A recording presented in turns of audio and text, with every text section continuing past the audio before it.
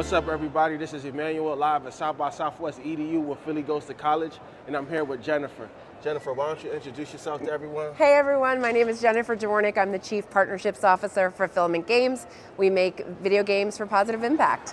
Thanks for having me, Emmanuel. Oh, no problem. Thanks for deciding to do this. Yeah. There's a lot going on here. I know you were talking about the phonetic energy, and it's good to just take a second to just breathe a little bit and just talk and learn more about what brought you here to South by Southwest EDU. Why don't you let people know about your session that you had on Monday, right? Oh yeah, totally. So we had a panel with some really intelligent, cool people doing cool work in the area of media literacy and games. Right. I think now more than ever, it's really important to have like media literacy skills, just as things like AI and as well as just the propagation of false media and disinformation is like a great opportunity to teach these skills, and games are actually a really practical, solid way to actually not only learn about it intellectually, but like practice your investigative skills to figure out where media is coming from, like is it truthful and what is it based on? Yeah, that's true. I like what you said about we live in a day and age where like my wife showed me a video and she was like, yo, can you believe this? I ain't gonna say what it was, but I was like, that's not real. That's AI. I know. And she was like, what, for real? I'm like, that's AI. And it's really interesting how this is changing how we perceive things. And even, before, back in the day, you had a $100 bill, they would mark it with something. Yep. Right, but before then, you used to just go like this, just to see the line in there. Speaking to that metaphor, if you will, like, how can parents, educators, students, just on a surface level, begin to understand this landscape a little better? Specifically media literacy? Yeah. So I mean, part of it is like, we've heard from a lot of teens who are like, I don't believe in any news because like all of it's slanted, all of it's fake. So it's like, I don't even engage with news because I'm just gonna flip through, makeup videos on TikTok. And I get that feeling because you have people all over the place like pointing the finger at different media outlets, and it's actually really an interesting experience. If something happens in the news, go read it in 5 different papers, and it'll kind of sound like different stories and different perspectives. So really great place, like especially if you're a parent whose kid are like, I don't do the news, it's all fake anyway, is to start with a really tangible example. This is actually an example that Maya from our panel gave, and she said, okay, we're all gonna go play soccer. How do we know the rules for soccer? Like, why, if you play soccer with someone from another country, we all are experiencing the same rules? Where would we go find information about what are the rules of soccer? And kind of start there to kind of be like, well, actually, some things we know are true, like we know are actually true, and how do we know that? And kind of start the conversation from there. Right. Yeah, that makes sense. Just going back to the core things. You all know the sky is blue right now. Exactly. Yeah, okay, that makes a lot of sense. Before we dig any deeper, I just wanted to give you a chance to just talk more, unpack your background a little bit. Yeah. First of all, where did you go to school? Oh, sure. I went for undergrad. I went to Dartmouth College in New Hampshire. Okay, great. And then I started like undeclared. I didn't know what I was wanted to do. It was a small liberal arts college. The advice that I got that came to me at that time was, you're there to learn how to learn and learn how to think.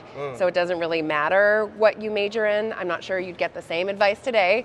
But that was the advice I got on the time. So they were like, just major in what you like. And at the time, I'd always been a kid who loved performing. I loved the arts. And even though I took a lot of science classes and math classes and a lot of different classes, my major ended up being in theater, and that's what I graduated with. Then, life took me in different directions. I ended up working right before Y2K for an IT consulting company. I was in IT and looking to kind of get a degree to further my knowledge in the area and also my credentials. So while I was working in IT consulting, I was based in Chicago. I ended up going to an executive program at Northwestern University where I did a Master's of Science in Information Technology. And that particular program allowed me to work Monday through Friday. Classes were all day Saturday, and then there was homework and group projects that I was able to do on night and weekends. Luckily, my company at the time agreed to pay for half of that. And I was making kind of enough money to kind of live a little bit below my means and pay for the other half. So that is amazing. From theater to what you're doing now, we were talking a little bit about it on our walk up here. I'm like really like it's refreshing to hear that okay, just go to school for what you like. Just go to school for what you like, major in what you like, and the fact that you did that, and like you know, life has its twists and turns, but you're here now. You're doing what you're doing. You know what I mean? And you were expressing earlier how it is like a combination of theater and tech, and we're talking about the gaming, right? Telling stories, technology behind video games. So yeah, I wish I had could tell you this was my master plan the whole time, but it just really wasn't. Like I just naturally was a kid who loved acting, singing, dancing. I loved performing, but I realized I loved stories. I loved people, and I loved their stories, and I loved kind of creating an experience for people, whether that was through dancing or theater, or I did improv comedy for a long time. So I know I love that. I also found out very quickly that technology was a very lucrative career. Yeah. And I actually like technology. Like I started off as an engineer. I like coding. It felt like playing crossword puzzles all day. Like it used a part of my brain I really liked. Yeah. So then when this opportunity in video games came up for me, it was really cool because it's like, oh, video games tell stories. Video games create an experience that you invite your audience to come play and kind of go on a journey with you. And the foundation is actually in technology. So it's like, I couldn't have planned it better myself. Wow. For a student out there that's watching this to be like, all right, well, I know I have these things that I really want to do, but I'm not sure how to put it all together. But I like this one thing. So I'm just gonna go for this, and then the chips are gonna fall how they fall. But because you have the life experience of it, could you say something to someone and say, all right, well, maybe you may consider taking this class or doing this or getting this kind? You know what I'm saying? Yeah. You know what I mean? What I feel like I want to share to your audience right now is it's just important to get started and create momentum. Yeah. Like I just kind of naturally did what I liked, and that took me to places. I didn't know where I was going, but I was focused on, I like this, I'm good at this, it's getting me excited, and I wasn't like sort of involved. I think what's different today is you see, we have, through social media, you see like, even teens and young adults who have like $1 million company at 19. So then you're like, well, why did I get it started? Because this person's already so much ahead of me, and you think, well, it's already game over here, but if you look at yourself, it's like, well, what are you doing? Well, you're actually the person sitting for 6 hours a day flipping through reels. Like, just go do something. Like video games is a great example. You love playing video games? Great. Go play games about things you're interested in. I don't know, if you really like creative writing and you like video games, well, go play narrative-based games and see how the stories are created. If you're someone who loves video games, but you're really called to the coding side, like there's so many free software to teach you how to code, just go make some. And don't care as like, well, I don't know if this game is going to be $1 million game, so I don't know, or I don't know if I don't know if I could do a whole game. Well, you might not finish it. You might but it might inspire you for something new, something different. Go everything, like at this age where you're at, like don't think of everything as a lifelong commitment. It isn't. It's just going to take you to the next thing. That's so good. That's so true. And don't think like, I don't even want to get started because there's no way I'm going to get as good as person. Just you'll see the momentum will take you to where you need to be. That's a fact. That's a fact. That is a fact. That's so good. Our company works on VR and AR projects. What kinds of careers are emerging in these fields, and how can students prepare for them? Yeah, that's a great question. So to be clear, the company I work for focuses exclusively on making games and simulations for positive impact. So that's educational games. That could be games for nonprofits to create awareness about important causes. It could be corporate training games. It could be games for mental health.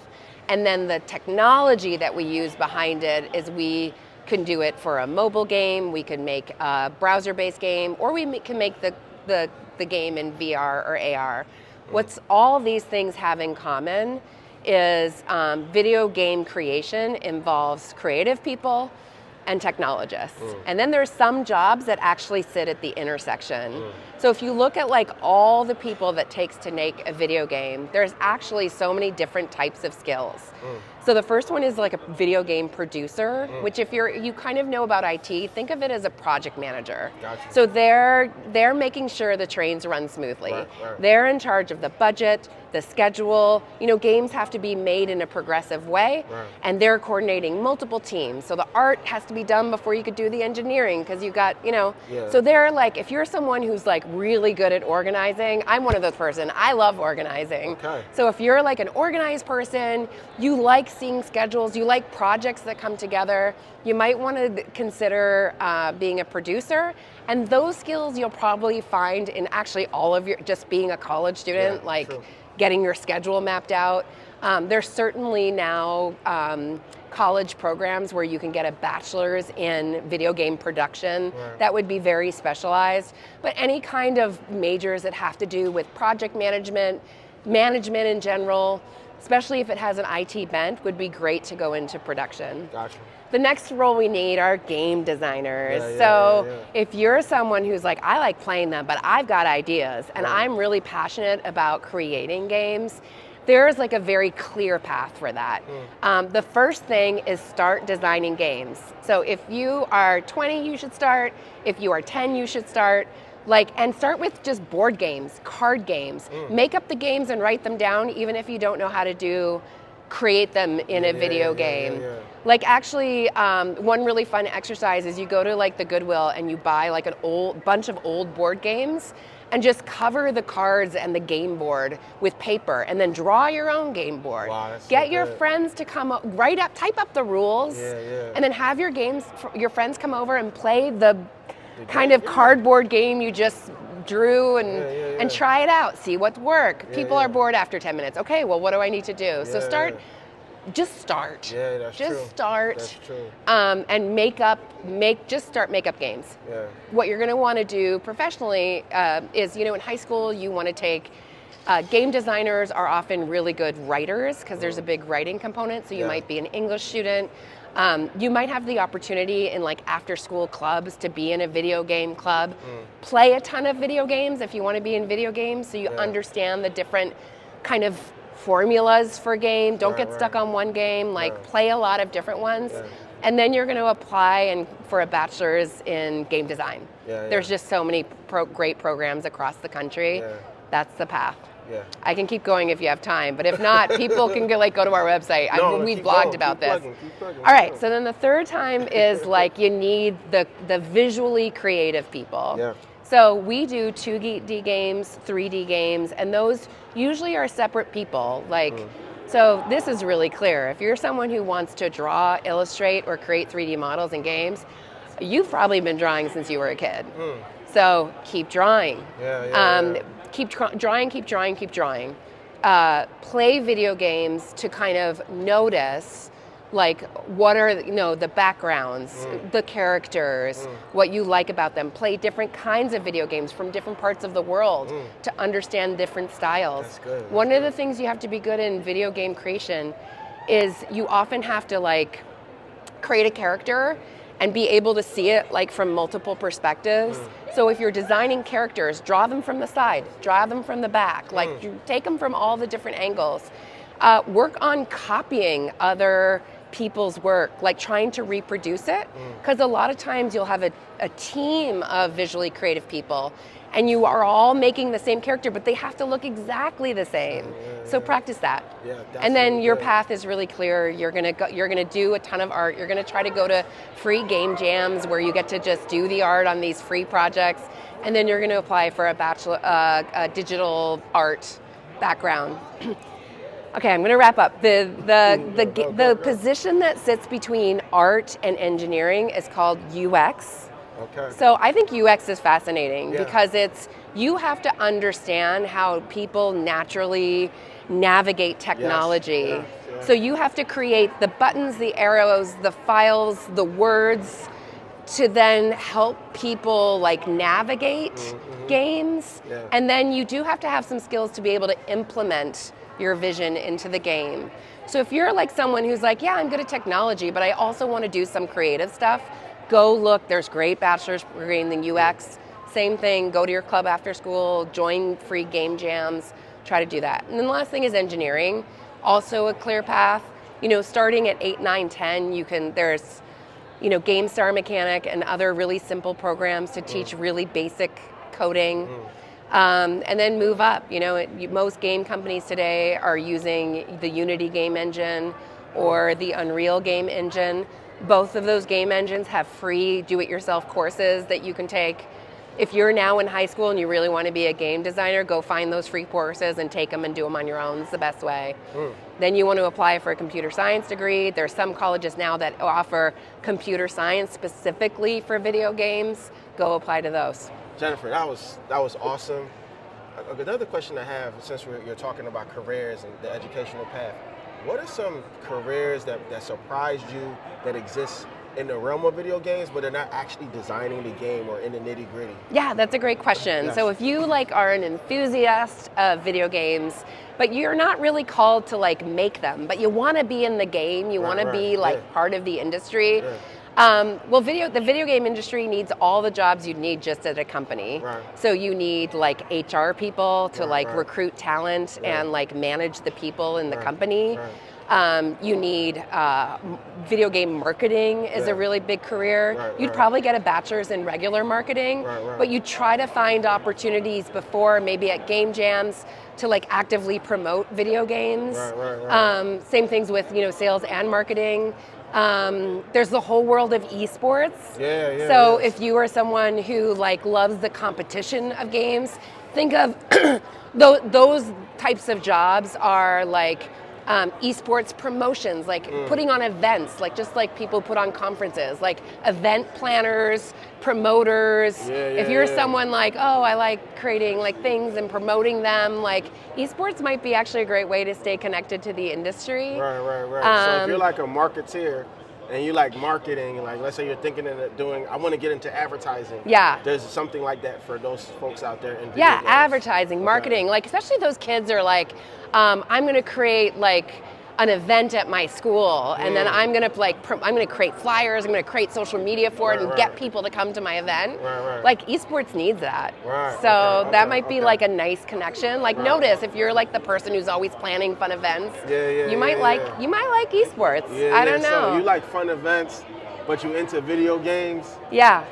That's what she's talking about. Or if you're into sports, if you like competitive sports, if you like going to football games, basketball games, but you're I also like video games, all those people you need for that industry is the same. So that's a great way to do it. Yeah, that's perfect. That's perfect. Jennifer, so we're going to wrap it up with some quick fire questions. Okay. This is a phenomenal conversation. First question is, what was your favorite college memory? Oh, wow. I was in the theater department, so my favorite college memory was that one time I got a lead in the play and really felt it was some of my best work. So I was on stage for a lot of my college, and that's what I loved. Awesome. Okay. I got another question that's not quite quick fire. I just thought about it. What is the most surprising thing you've discovered in the industry that you're in right now?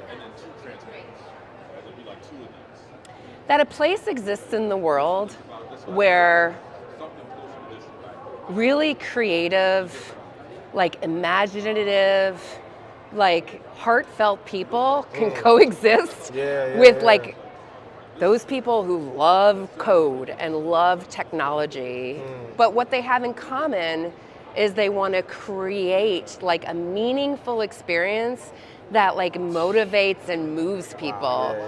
There's not many places that combines, you think the artsy kids are maybe they have an Etsy store, or that they are doing fine art over here. And then you think of the hardcore technologists of all being Silicon Valley. I was oh, you guys all coexist here. It's actually cool with the common purpose. There's so much respect for each other's crafts. And then I love the people who sit in the middle, because they're well, what do I do? I'm creative, but I also love, come to the video game industry. Oh, that's awesome. Okay. All right, last question to wrap it all up. If you could say one thing to your high school self, what would that be? Go do it. Go do it.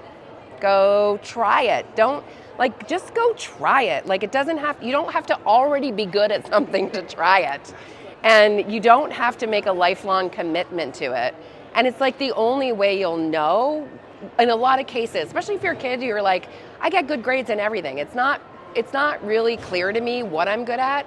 Well, go use your after school times, the projects that you get to do in class to just try things. And then it'll don't worry, it'll come to you. Like it'll be so clear at some point, like, oh, this is it. And just don't let perfection be the enemy of the good. That right there. Don't let perfection be the enemy of good. Thank you so much. Yeah, it was so much fun. Before we wrap it up, let people know where they can find you, the name of the session that you led again, and if you want to plug anything else.